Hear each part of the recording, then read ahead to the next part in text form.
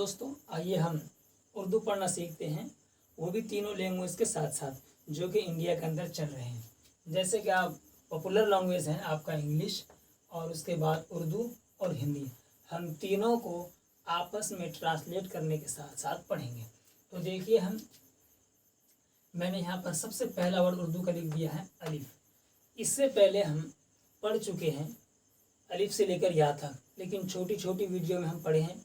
इसलिए मैंने सोचा कि आपको एक फुल वीडियो दे दूं, ताकि जिसमें अलिफ से लेकर के या तक उसमें रहे।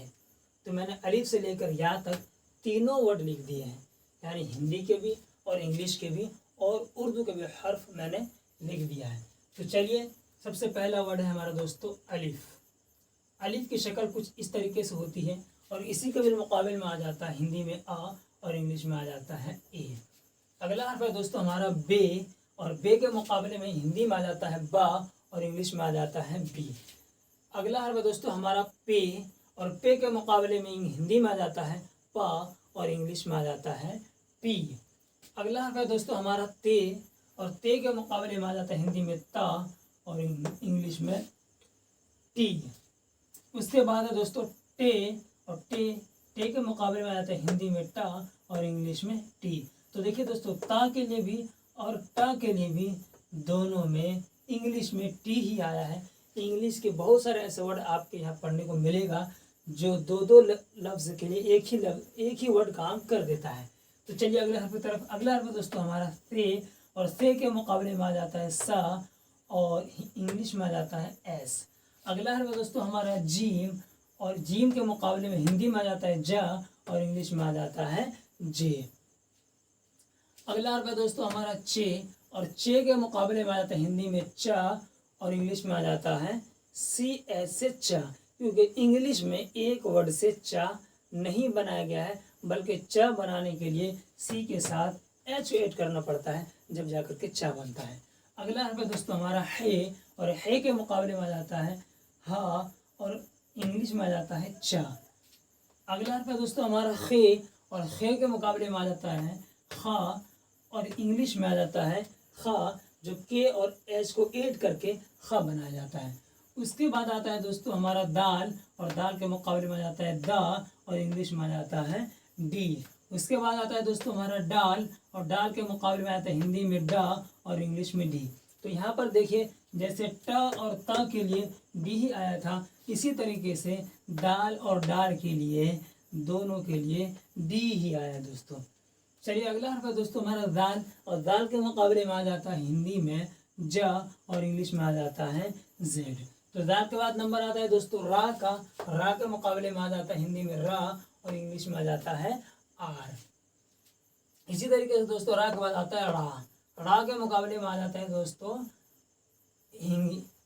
इंग्लिश में जो रा होता है दोस्तों, कोई खास लफ्ज रा के लिए नहीं बनाया गया है, बल्कि इंग्लिश में जो है ये है ना नून, इसी को बोलते हैं रा। जैसे बोलते हैं ना गणित, तो गणित तो रा जो है ना वहाँ पर तो इसमें काम करता है। और इसके मुकाबले में हिंदी इंग्लिश में आ जाता है दोस्तों डी। रा के मुकाबले में डी, दाल के मुकाबले में डी ही आता है दोस्तों। चलिए आगे चलते हैं। अगला है दोस्तों हमारा जा, और जा के मुकाबले हिंदी में आ जाता है जा, और इंग्लिश में आ जाता है जेड। उसके बाद आता है दोस्तों हमारा सीन, और सीन के मुकाबले में आ जाता है हिंदी में सा, और इंग्लिश में आ जाता है एस। अगला है दोस्तों हमारा शीन। देखिए, ये भी सीन है और ये भी शीन है। तो इस सीन में और इस शीन में फ़र्क किया है। इसको बोलते हैं उर्दू में छोटी सीन, और इसको बोलते हैं बड़ी शीन। छोटी सीन और बड़ी शीन की पहचान ये है कि बड़ी शीन में 3 नुक्ता यानी 3 बिंदु होते हैं, और बड़ी शीन बनाने के लिए एस के साथ एच भी ऐड करना पड़ता है, जब जाकर के बड़ी शीन बनती है। और उसके बाद ये है आप हिंदी का श। चलिए आगे। अगला हर्फ है दोस्तों हमारा सौद, और सौद के मुकाबले में आता है हिंदी में सा, और इंग्लिश में आ जाता है एस। उसके बाद आता है दोस्तों हमारा जौद, और जौद के मुकाबले में आ जाता है हिंदी में जा, और इंग्लिश में आ जाता है जेड। उसके बाद आता है दोस्तों हमारा ता, ये है ता, और ता के मुकाबले में हिंदी में आ जाता है ता, और इंग्लिश में आ जाता है टी। देखिए दोस्तों, यहाँ ता के लिए भी टी ही आया है, और यहाँ ता के लिए भी टी ही आया है। ये सब आप याद रखिएगा ताकि आपको समझ में ज़्यादा आए। उसके बाद आ जाता है दोस्तों हमारा ज़ा, और ज़ा के मुकाबले में आता है जा, और इंग्लिश में आ जाता है जेड। उसके बाद आता है दोस्तों हमारा आइन। आइन के मुकाबले में हिंदी में एक वर्ड नहीं बल्कि दो अक्षर आते हैं, वो आते हैं आ और ई, यानी हर्षई का मात्रा। और इंग्लिश में भी ए भी आता है और आई भी आता है। यहाँ पर दोस्तों आपको समझ में नहीं आएगा, जब आपको मात्रा पढ़ाया जाएगा तो आपको वहाँ पर समझ में आ जाएगा। मिसाल में दे देता हूँ, अगर आप आयन से लिखते हैं तो आप लिखेंगे क्या, आयन से आलम। तो आलम लिखने के लिए आप ए का यूज़ करेंगे और आ का यूज़ करेंगे। जब इसी आयन से आप लिखेंगे इमरान, तो वहाँ पर आप या तो ई यूज़ करेंगे या फिर इंग्लिश में ई या आई का यूज़ करेंगे। चलिए आगे चलते हैं। अगला हर्फ है दोस्तों हमारा गैन। गैन के मुकाबले हिंदी में आ जाता है गा, और इंग्लिश में आ जाता है जी। गैन के बाद नंबर आता है दोस्तों फा का। फा का मुकाबले में आ जाता है हिंदी में फा, और इंग्लिश में एफ। उसके बाद आता है दोस्तों काफ। ये है दोस्तों काफ, और ये भी है काफ। आप पढ़ चुके हैं, तो ये भी काफ है और ये भी काफ है। तो इन दोनों काफ में फ़र्क क्या है, तो ये तो है दोस्तों बड़ी काफ, और ये है छोटी काफ। बड़ी काफ और छोटी काफ के अंदर फ़र्क ये है कि बड़ी काफ की शक्ल इस तरीके से होती है और इस पर दो नुक्ता होता है। और नीचे आइए आप, नीचे में हिंदी में जो लिखा हुआ है का, दोनों के लिए देखिए का ही आया, छोटी काफ के लिए भी का और बड़ी काफ के लिए भी का। लेकिन इन दोनों काफ में फ़र्क है, इन दोनों का में फ़र्क है। जो का बड़ी काफ के लिए होगा, उस का के नीचे बुंदा यानी एक नुक्ता होगा, तो आप समझ जाइएगा कि यहाँ पर बड़ी काफ के लिए ये का यूज़ किया गया है, और इंग्लिश में दोनों के लिए के ही यूज़ होता है। इसके लिए कोई फ़र्क करने वाला कोई लफ्ज़ या कोई वर्ड नहीं है। चलिए आगे दोस्तों, अगला हर्फ है दोस्तों हमारा गा। गा के मुकाबले में हिंदी में आ जाता है गा, और इंग्लिश में आ जाता है जी। आप देख रहे होंगे दोस्तों, यहाँ गाफ के लिए भी गा और जी आया है, और यहाँ पर गैन के लिए भी ग और जी ही आया है।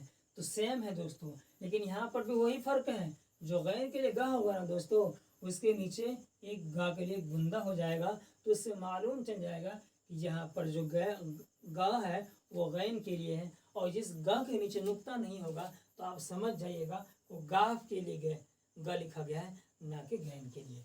चलिए अगला हर्फ है दोस्तों हमारा लाम, और लाम के मुकाबले में आ जाता है ला, और इंग्लिश में आ जाता है एल। उसके बाद है दोस्तों हमारा मीम।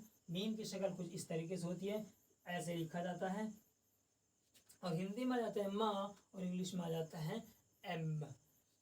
उसके बाद आता है दोस्तों नून। नून, और नून के मुकाबले में आ जाता है ना, और हिंदी में आ जाता है एन। उसके बाद आता है दोस्तों वाव। वाव के मुकाबले में आ जाता है वाह, और इंग्लिश में दो वर्ड आते हैं, एक वर्ड नहीं बल्कि डब्ल्यू और भी आता है, डब्ल्यू और वी। अगला हर्फ है दोस्तों हमारा हा। हा के मुकाबले में आ जाता है हा, हा, और इंग्लिश में आ जाता है एच। उसके बाद आता है दोस्तों हमारा हर्फ हमजा। हमजा दो तरीके से लिखा जाता है, एक तो ये है हमजा की शक्ल, और दूसरी हमजा की शक्ल ये है। और इंग्लिश में जिस तरीके से आयन के लिए आया था आ और हर्षई और अली आ और आई, इसी तरीके से हमजा के लिए भी आता है दोस्तों। यहाँ पर आपको ये बात समझ में नहीं आएगी, जब आप मात्रा पढ़ लेंगे तो आप खुद ब खुद समझ जाएंगे।